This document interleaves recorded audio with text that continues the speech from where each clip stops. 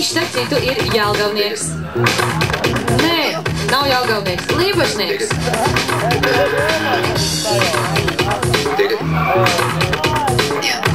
Jelgavas pārstāvi mums šodien ir izpalikuši.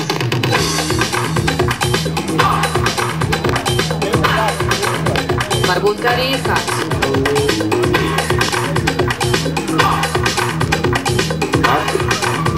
Ivo Cīrūs, Līpašnieks. Ir kas no? Līpašnieks. Tas puisis, kas teica, noskatījos televizorā, baigi patika, nu, es ar tad pabraukšu. Noskatījos televizorā, baigi patika, pamēģināju, atnācis novinēju. Apmēram tā arī izskatās, jā.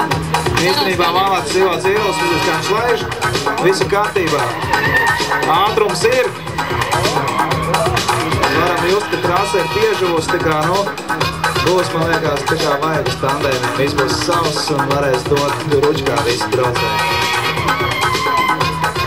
Nu, tas arī, protams, skatītājiem ir vairāk interesanti, jo lielāks ātrums, jo ātrāk, jo skatāmāk. Ja vēl iebrauc lielajā ovālā.